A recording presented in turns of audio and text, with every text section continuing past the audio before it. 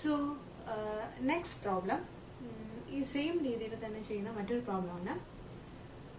Find the electric field due to uniformly charged metal sphere. Here we have a metal sphere and this metal sphere is not hollow. നേരത്തെ നമ്മൾ പറഞ്ഞത് it was a hollow metal sphere ആണ്. പക്ഷെ ഇത് എന്തല്ല, hollow അല്ല, and it is uniformly charge എന്ന് പറയുമ്പോൾ അതിന്റെ ഉള്ളിലെല്ലാം യൂണിഫോം ആയിട്ട് എന്ന് പറഞ്ഞാൽ എല്ലാ സ്ഥലത്തും ഒരേപോലെ ഈക്വൽ ആയിട്ട് a charge Q is distributed. Okay.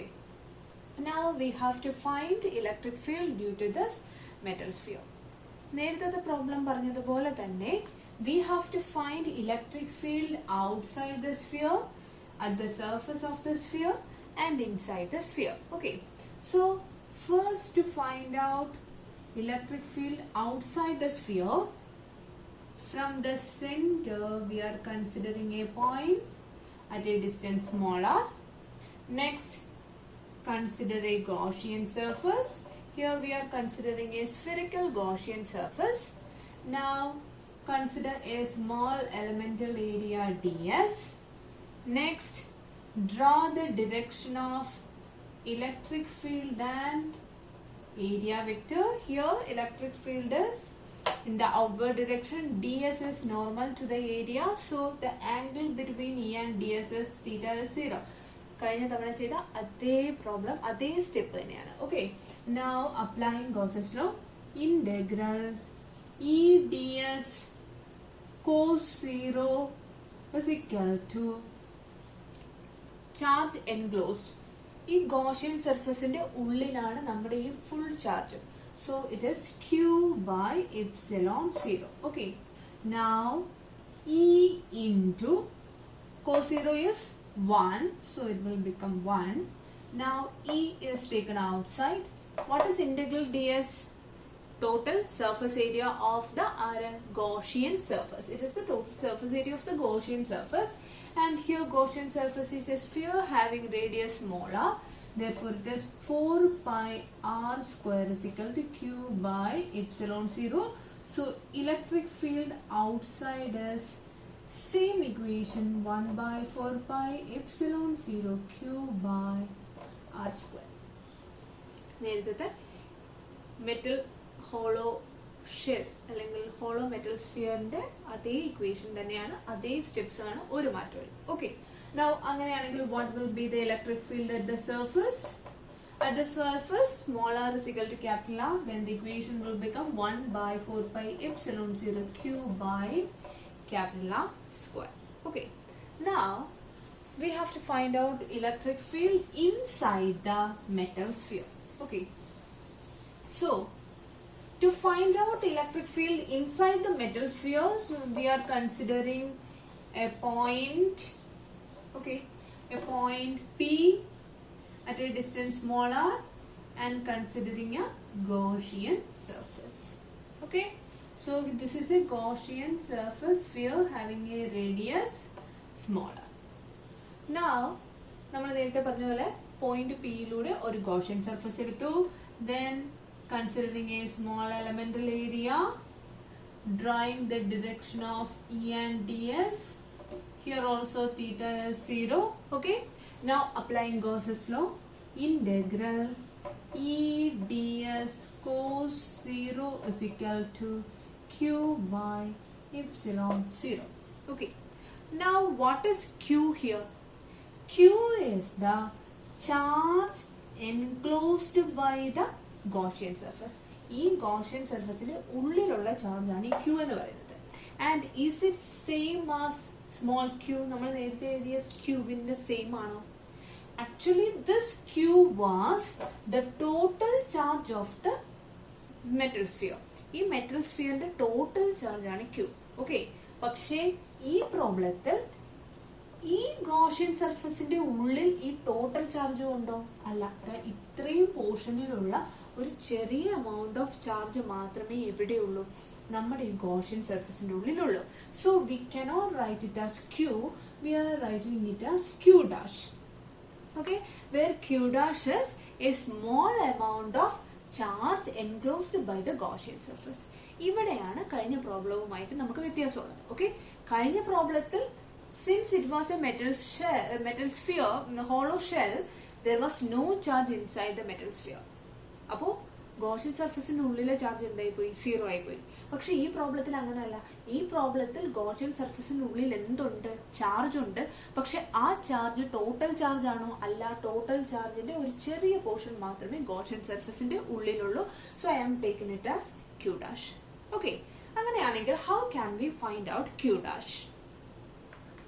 ഇപ്പോ ഒരു കണ്ടിന്യൂസ് ആയ ഒരു കാര്യത്തെ കുറിച്ച് പറയുകയാണെങ്കിൽ നമ്മളിപ്പോ ഒരു എന്താ പറയാ, ഒരു 10 മാങ്ങയുടെ വില 50 രൂപയാണ്.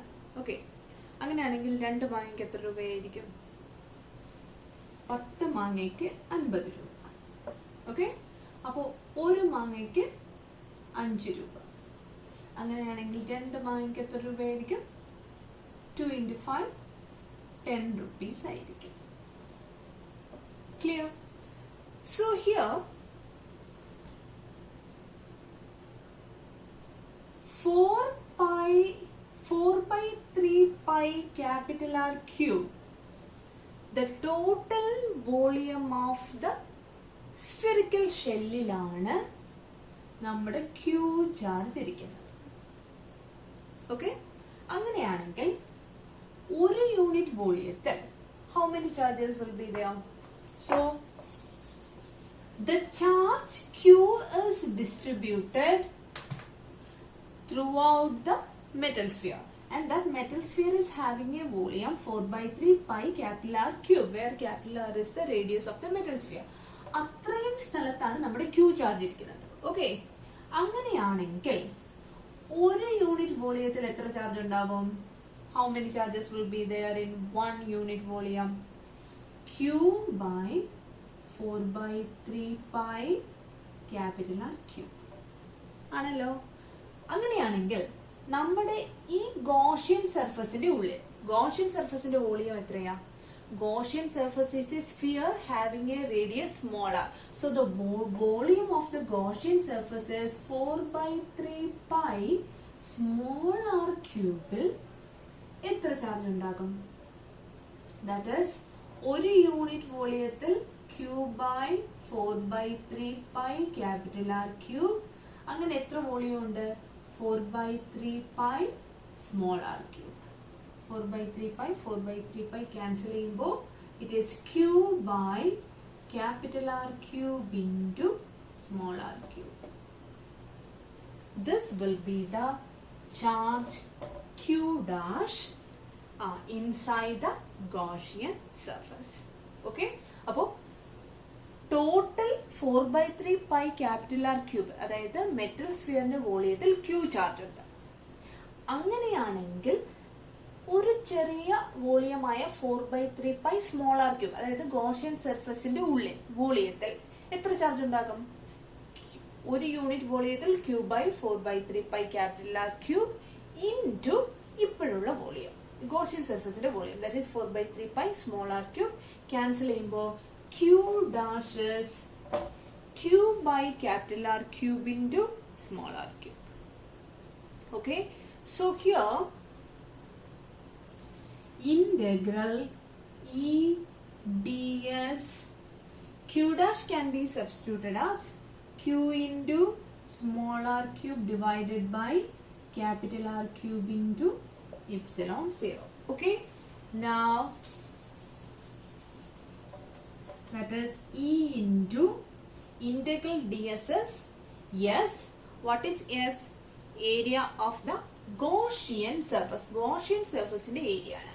Gaussian surface is having radius small r, so it will be 4 pi small r square is equal to Q capital R cube divided by capital R cube epsilon 0. Okay, now r square r cube cancel agam.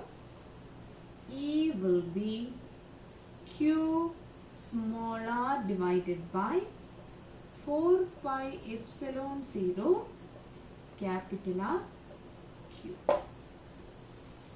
This will be the equation of electric field inside a uniformly charged metal sphere. Okay? ഈ ഔട്ട്സൈഡും ഈ സർഫസും നമ്മുടെ hollow metal shell പോലെ തന്നെയാണ്. ഈ ഔട്ട്സൈഡിൽ ഈ ഇൻസൈഡിൽ മാത്രമാണ് വ്യത്യാസം. കാരണം inside the Gaussian surface charge total charge ഇല്ല. നമ്മുടെ ടോട്ടൽ ചാർജിന്റെ ഒരു ചെറിയ എമൗണ്ട് മാത്രമേ ഉള്ളൂ. So I have taken it as Q dash. And now we have to find out Q dash. Q dash കാണാൻ ടോട്ടൽ വോളിയത്തിൽ ക്യൂ ചാർജ് ഉണ്ട്.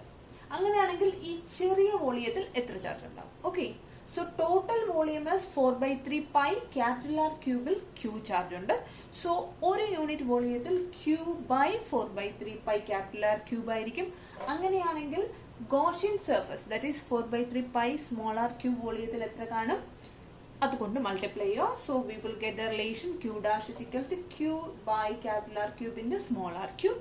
And we are substituting this equation in Gauss's law, and applying Gauss's law, we will get the final equation as 1/4 pi epsilon 0 q into small r divided by capital R Q.